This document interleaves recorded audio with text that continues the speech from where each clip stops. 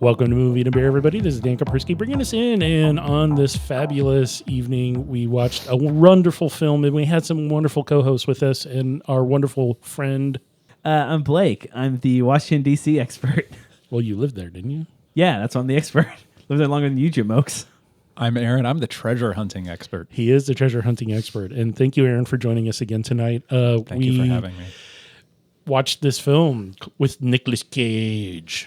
We should say the name of the movie. And it's called National Treasure. Yes. It's an amazing film. If you like that sort of thing. I do. I love it. I love action adventure films and treasure hunting and gentle Disney sexlessness. And just, it's fun. It's dumb, but it's fun. And children doing fun things. It's dumb, but like it's learning. fun. Like doing ciphers. Yeah, this little kid was doing the cipher for him because they didn't want to go in and get arrested. Because the plot dictated that Sean Bean would show up, and he did. Yes. That's right. That's right. That plot was so magical. There were so many magic hand waves that just solved problems in that plot. And listening to Nick Cage just digress and try to figure out puzzles out loud for like 10 minutes. But when a long train of abuses and usurpations, pursuing invariably the same object, evinces a design to reduce them under absolute despotism, and is their Yeah, that was right. a bit much. That happened like 3 times. That's not an exaggeration. I'm doing the math in my head. It was... It's like a 2-hour plus movie, and that happened like 3 times. He literally sat there for 10 minutes trying to figure out something. Just listing crap from American history and Saying Colonial Williamsburg. He was literally like throwing spaghetti against the wall to see what sticks. Colonial spaghetti. Yes, he was. Spaghetti. He old spaghetti. He actually macaroni, if we could say that. Oh, called him Put a feather in macaroni. his cap? Hey, he put a feather in his cap and called him macaroni. There's He a put a whole feather story. in his cap, and there's birds at the arboretum. There's a whole story behind that, but we're not going to get into that because that's not what this film's about. Okay, so National Treasure, 2004. Yeah. We're kind of on a roll. Our last episode was with a movie from 2004 as well. We didn't realize that until after the fact. Yeah, but Sean Bean and Diane Kruger in both of these movies. Yes. Yep, blowing up. If this is your first episode, we watched Troy before this, and that was in 2004, and had Diane Kruger and Sean. That's why we're saying that. We were amazed. We didn't realize that until we started watching it. We're like, oh, who's it? Oh, geez. Wow, okay. Kismet, happenstance. Happenstance, a happy accident, otherwise known as serendipity. Serendipity. Yes. That Benjamin Franklin called his wife Serendipity, and she wrote these letters. Jeez. So my gist of the movie is Benjamin Franklin Gates enlists the aid of National Archivist Abigail Chase and his father, Patrick Henry Gates, for a treasure hunt that is not only amazing, but unbelievably crazy. That's really rude because they left out Riley. I know, they totally left out Riley in that. I stole that from someone, but it's just like, wow, you didn't even mention like the other main character who was there for every scene.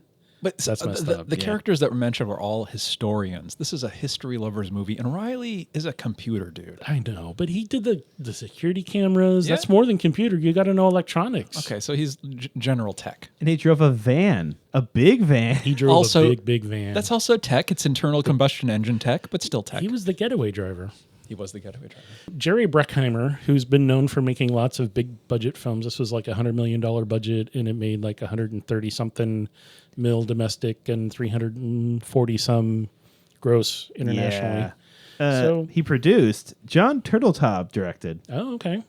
He said the initial cut was 4 hours long. Oh, jeez. That was more Nicolas Cage exposition. Yeah. I think they spent more time on the music budget when Harvey Keitel was in the shot than anything else, because the music always changed when he was on screen. If you didn't notice that, I noticed that. And there's a lot of people who really, the Christopher Plummer scene at the very beginning is like, oh, it's a sweet old grandpa, but no, he's like he just sets it up. Yeah, that's a real Dumbledore move. It is.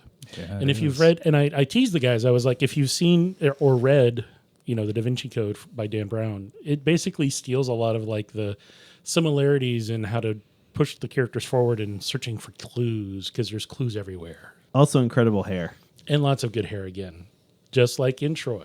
Well, it was a lot of the same actors and actresses, so the hair, I think, was a transferable skill they brought to the role with. There was sand. The sand was the same actor. Yes, the sand was the same. The snow, they didn't have any snow though in Troy, but there was snow in this one. Yeah, they had boats. Was there when there's snow? And a boat in the middle of first the scene, Antarctic.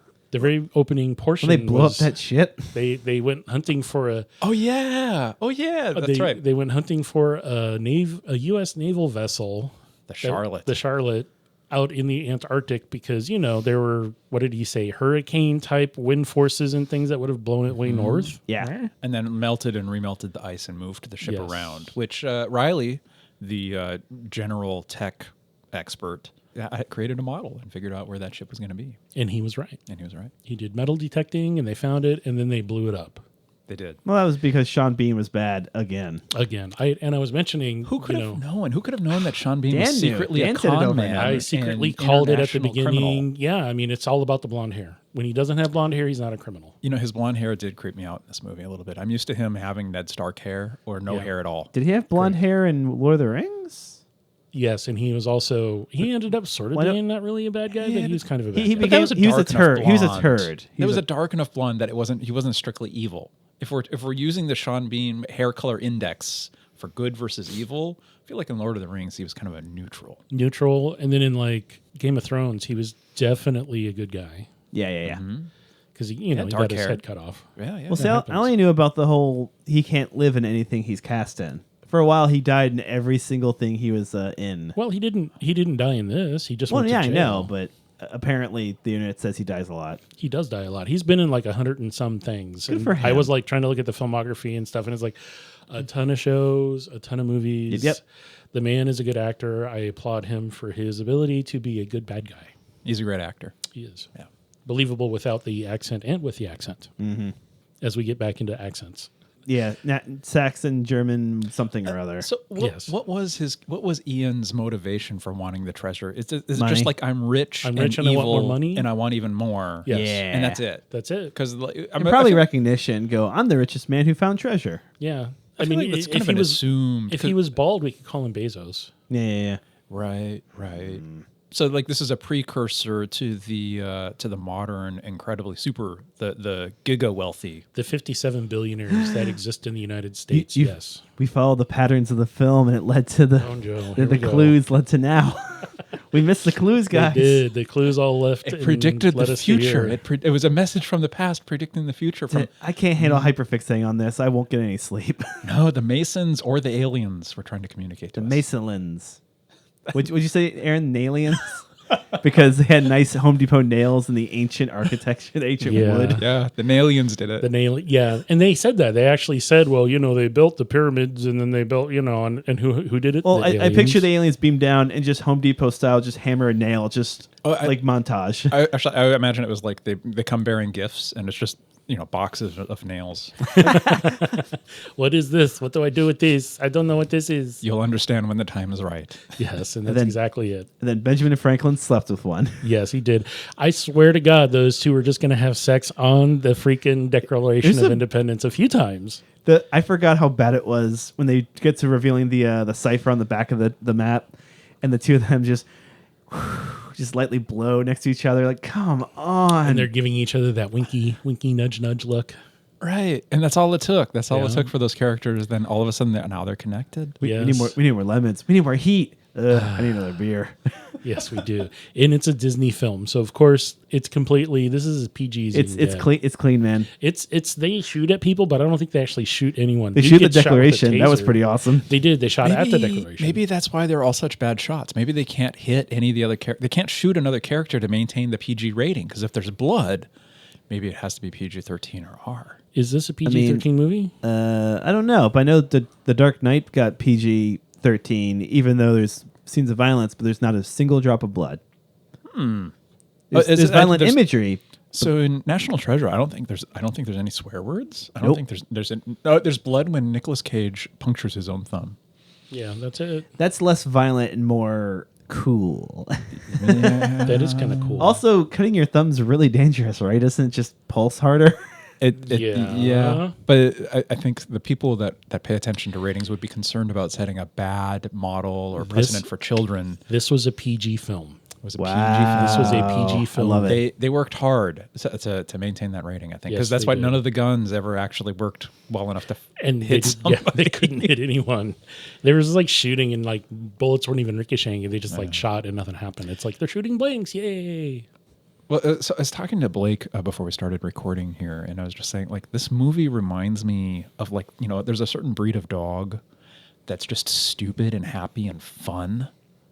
Well, that's most dogs to me. And okay, so then most dogs. There's more nuance to dogs, Dan. Please. And- Welcome to Dog Talk with Blake and Aaron. I was thinking, yeah, like a Seriously. golden retriever, maybe a Labrador or something, and like Beagle. where it's like it's not complicated, it's not sophisticated, it's not smart, it's fun, And happy. and Yeah. that's what this movie is. This movie is not a great movie, but it's a fun movie. You could show it to a preteen or young adult and to punish them because they've probably seen much worse in any Maybe TV they'll show get or into cartoon they've history. watched. Yeah, it's thinking this could You're go either trying way. to inspire them Yeah. to learn more about history. It There you depends go. upon if you're a parent, you're going to show this movie to punish them. But if you're a cool uncle, you're going to be like, hey, let's learn about the Liberty Bell. And then if you're really cool, uncle, you get arrested with your niece or nephew trying to do this stuff, and they catch you. Yeah. So yeah, I guess from us at Movie and a Beer, don't break into National Archives. Yeah. We endorse the theft of no national treasures or public monuments or public documents. I'm going to read what I wrote about this as my reaction. While the special effects are good and there's plenty of realistic stunts, the sets are goofy and unrealistic even for those fans of Nick Cage who are willing to suspend just about any belief. I'm raising my hand currently. You can't Just see it. know that searching for hidden treasure isn't always what it's cracked up to be. And in the end, jail time is worse than losing your gold. They do talk a lot about going to jail. He does. That's what I'm saying. And I wrote that before we watched it. And I'm just like, dude, no, I know that someone in one of the reviews said, yeah, no, it's all about jail time. He refuses to go to jail. There 'cause jail's is bad. a fear of authority as an undercurrent during this film. I don't want to go to jail. I don't want to get caught. The FBI agents interviewing me in Trinity Cathedral about the stuff that I stole. But, I'm going to give away my one bargaining chip, which is the Declaration of Independence. which I'm just holding here in this little canister. Yeah, but I think it got banged around a lot. It did get banged around a lot. Nicolas Cage did have at that gala event a really nice soliloquy on doing the right thing and doing the Yes. right thing, even if it's the wrong thing for the right reasons that ultimately becomes the right thing in a bigger Yes. picture way. So there is, I think, kind of an ethical or morality question that you could ask a 13-year-old to ponder. And it gets mansplained a few times during the film. I had to sit there and spread my legs a little bit because they were like, oh, they're mansplaining it to all the kids watching because they don't understand what a plot is. Isn't it adult or how explaining? Well, yes and no. The plot had some holes in it that needed some plastering over them, too. I was The like, Freemasons use plaster. major construction work over them. Yeah, it's like the big dig. Here we go. Yeah, I feel like Ian, if he has as much money as they say they do, he doesn't need what is it, Benjamin Franklin Gates? Yes. He can hire any other expert to solve these historical problems. Money will solve those impediments. Well, it's a Hollywood thing because, there's a bunch of movies that have come out about this kind of thing, such as Indiana Jones, all that stuff. Those and great movies. good movies where it actually do teach you a little bit about history, where this just talks about history. It doesn't really teach you about it. It talks about it. And then it says, hey, that helps me find something I want. So is that the lesson? Learn history so you can find something you want? I think the lesson is we have this cultural value in the United States that if you're smarter than everybody else and you know your history, you can outwit the bad guys and win both the unbelievable riches and treasure, but then also a very beautiful woman. Yes. Well, if that's your thing. Right. And if that doesn't work, you can purchase the movie National Treasure at the actual National Archives gift shop. What? That's what IMDb says. Is that? Oh my God, that's awesome. I wonder how much they Delightful. actually shot on location there. I'm sure they did some Everything was actually on location except for the Antarctic, which was is- shot in Utah. in Utah. Yeah. Which, and then they're like, hey, we should leave now before someone sees the smoke. And you're like, you're in the middle of the Antarctic. Who the hell's going to see the smoke? This Inuit village that's 9 miles away. Yeah. And they're going to call in the police to fly in from, I don't know, some other continent. Further south. Yeah. Well, okay. The Antarctic doesn't have a country ruling it. It doesn't have anything other than villages ran by people who fish for a living. But what's that on that fish's scales? Is it a symbol of the Knights Templar? Oh man, this goes deeper than I thought. It ties into the scale that Lady Justice is holding with her Yes. blindfold. There's a clue everywhere. Anything else to talk about? No, that was my last favorite trivia. That made me laugh so hard. We're kind of running out of steam on this one. It is a fun movie. If you want to hang out with your friends. It's silly. And we kind of do an MST3K thing while we're watching it because when it's so dumb, you just have to make comments. And we were doing that, and some people don't like that, but we had a good time doing it. We did. It makes me wonder, though, how expensive, like what for souvenir copies of the Declaration of Independence. $35. But that was like 2004 dollars. I know, that was a lot of money in 2004. I mean, Yeah. it's a DC gift shop. Of course, it's expensive. I should know. I lived in DC. Well, can you look this up real quick? Are you on the National Archives gift shop I'm page? not, but I'm still. You can go search for. I can search. I can get you another spoiler. As a spoiler, trivia is the word I meant. One of the few movies where Sean Bean's character does not die. When you have 200 movies in your career, you're bound to have died in some of them. A few of them. Sam Jackson doesn't die that much, and he was in a bunch. Was he in 200? I don't know. Google. Hey, look, the very top thing that comes up when you go to the nationalarchivestore.org is National you click on Treasure? collections is Freemasons? no, but it's a Declaration of Independence copy. Beautiful. Get a copy of it. $12, free shipping Oh. or flat shipping. Oh, if you want a framed one. Ooh, of course I want a framed one. No, this is the Constitution. Not basic. Declaration of Independence custom frame, $225. Oh, that's All right. expensive. A lot of that's going to be the frame. I Well, feel yeah, like. it's all about the frame. If you just want the piece of paper, full-size reproduction, Bill of Rights, Constitution, or Declaration of Independence, they're all $12 each. But do you know why the one with the frame was so expensive? Why? Because the framers. Oh, that's awesome. Aaron, you're on it. You are on fire. Like Donkey Kong. You're hammering it. Like some really, really old black powder found in a ship in the Arctic. That happens to light when you hit it with flame. Just at the right time.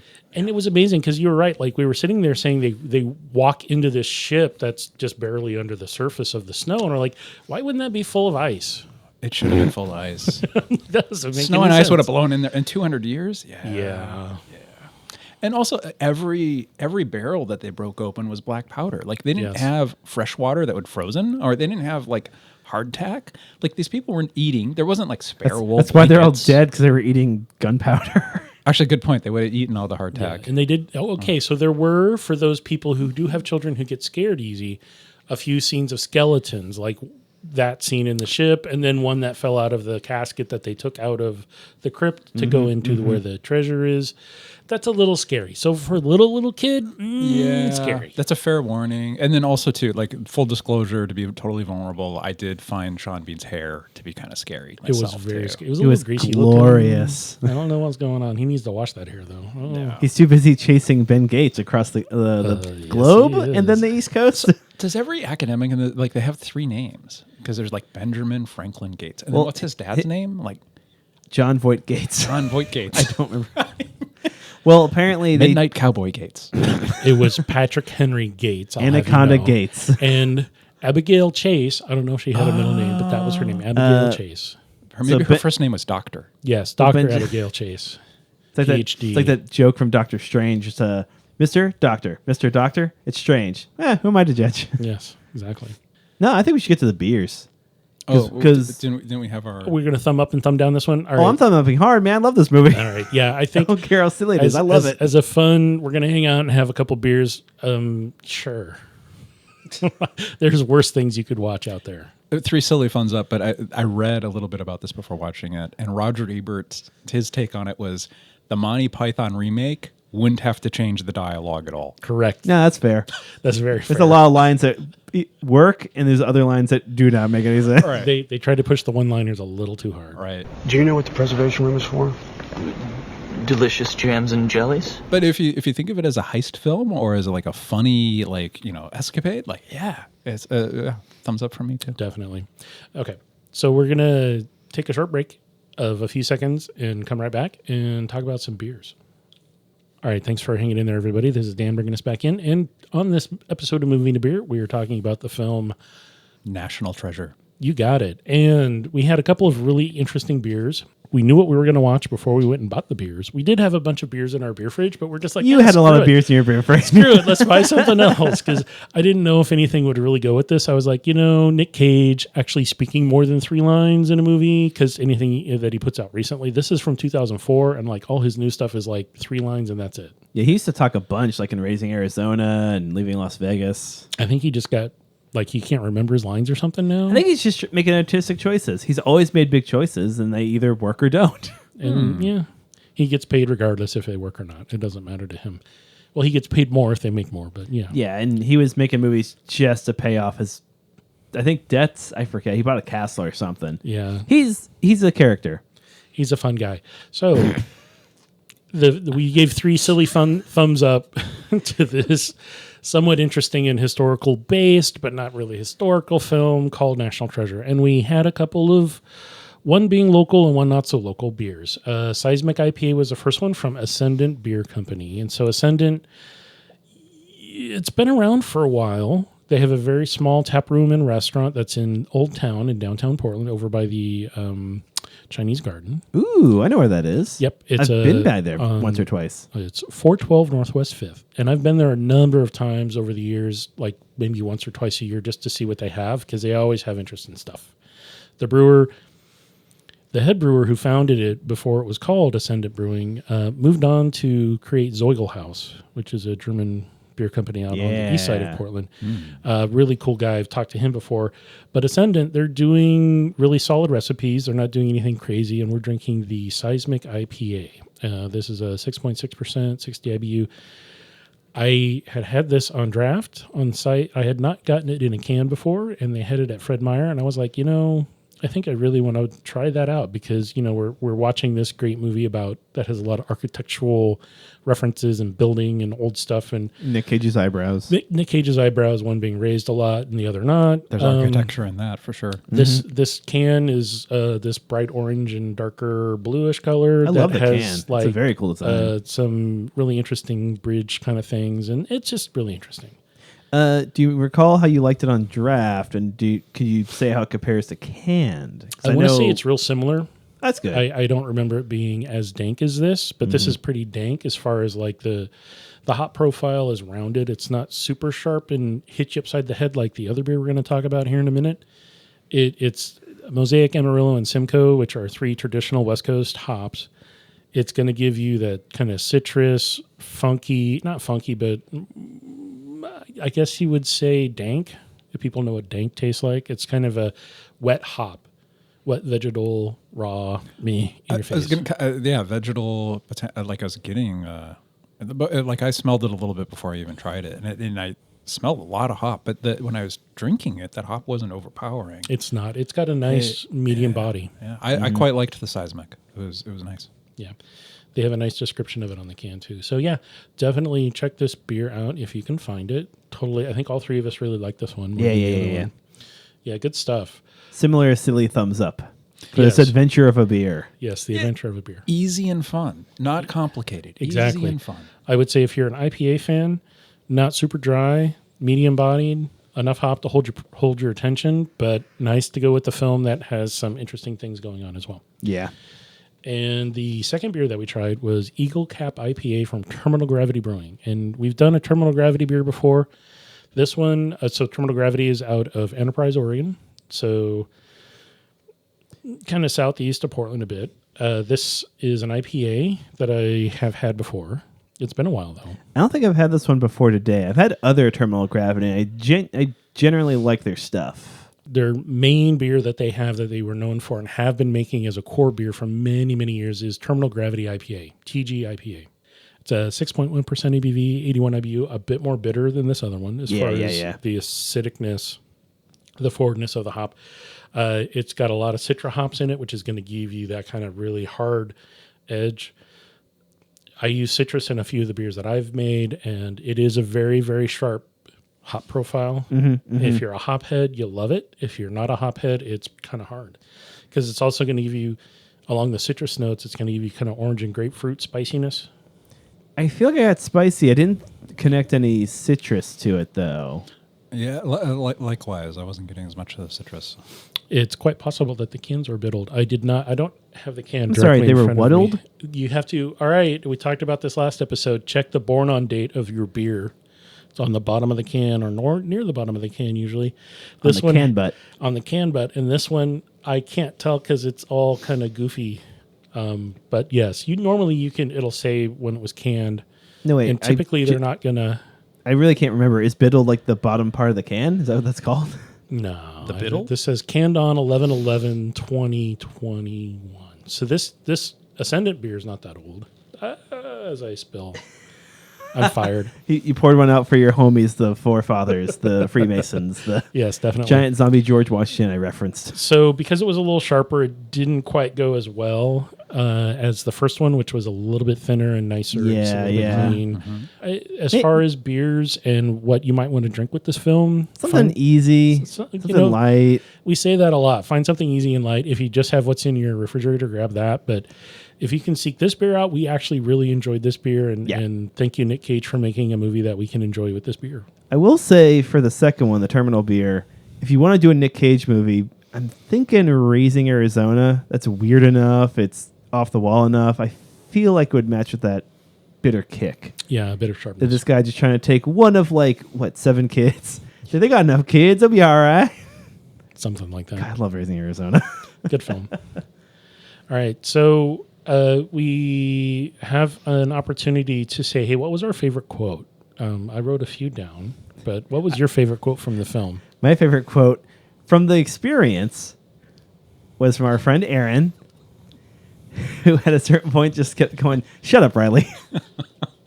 Because Riley wasn't a lot of help ever. And his role in the movie is the wisecracking sidekick. Yeah. He's the sidekick.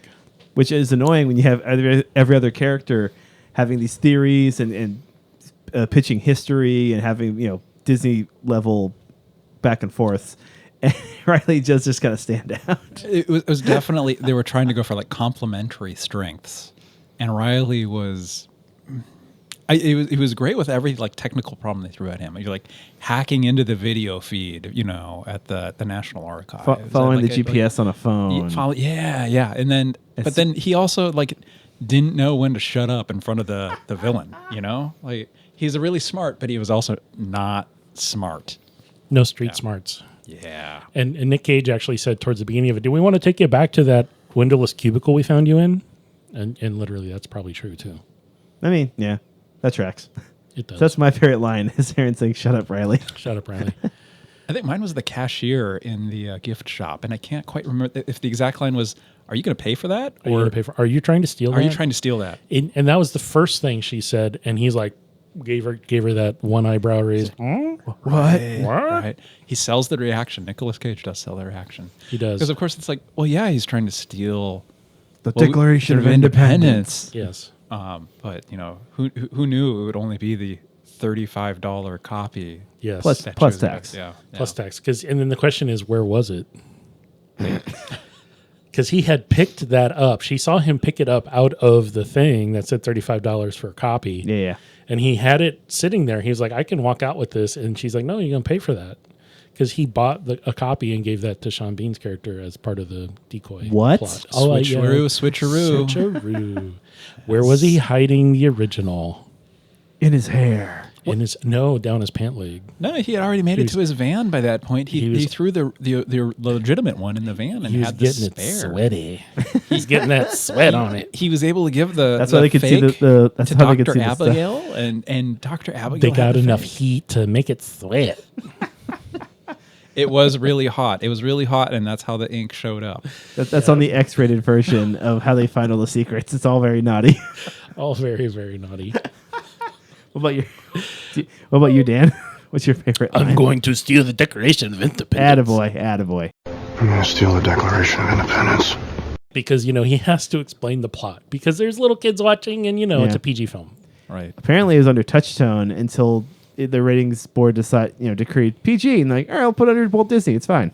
Yeah. It's more child-friendly. It is. And hey, there's no violence. It's just some gunshots that don't do anything and some dead skeletons. There was a kidnapping. Like Dr. Abigail Chase was kidnapped. Yeah, but it didn't last very long. It didn't. And there was that car chase with the first getaway driver in that van having no clue of how to look ahead where he was on the road. Look where you're driving. Yeah. They just like went through a construction zone. It's like boom, boom, boom, boom, boom, boom. And they show again like they had $100 million budget and they used every single penny on those stupid scenes where it's like you're in the inside of a van and it's literally they're shaking it. It's like I don't think the van's actually moving. They're just shaking it up and down to show everybody like, oh, we're in the air now. We're not. We're in the air. No, we're not. It's like why are you showing us this? A team of like 24 techs had the job of like lift up the set, move the set around. It's a bumpy road. I would believe it too. Disney's cheap. Well, hold on. Wait, what?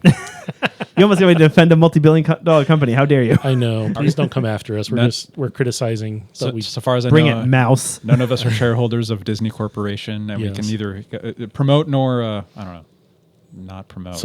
Support or deny. Support or deny. Yeah. Yes. Yeah. Just don't take away the Captain America movies from me, please. That's all I have. Yeah. All right. Any other things before we call this episode a wrap? Are we going to rename the beer? We can play beer name rename game. It's going to take a second for us to do the discovery phase of. Well, I don't remember where to describe it, but if you haven't heard, plot rename beer name game, we go to IMDb's plot keywords, and then first we pick the beer that we liked, which was the Ascendant. The Ascendant, definitely. And we pick a phrase, we mix and match, we just look at where the plot keywords are. It's under like storylines or something. So down where it says synopsis. Synopsis, that's the word. So if you scroll, if you're looking on your phone, you may not see it because the mobile. It doesn't like having it, but you can search it on a tablet or on your desktop. If you scroll, probably I would say you see all the top cast. This one's got 114. You go to the storyline.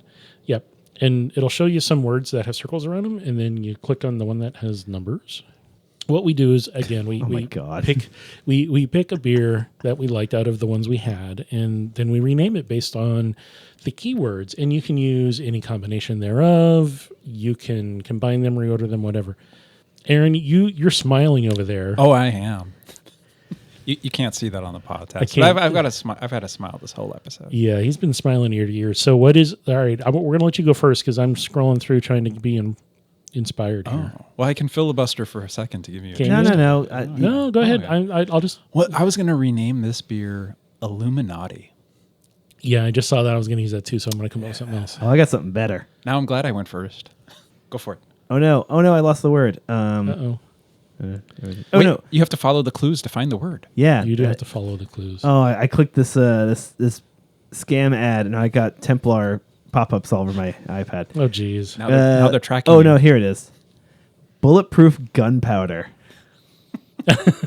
This is true. Uh-huh. Bulletproof gunpowder. Now, okay, for an IPA, it would lead you to want to drink it to be like, why the hell did they call it that? Because that would be an interesting name.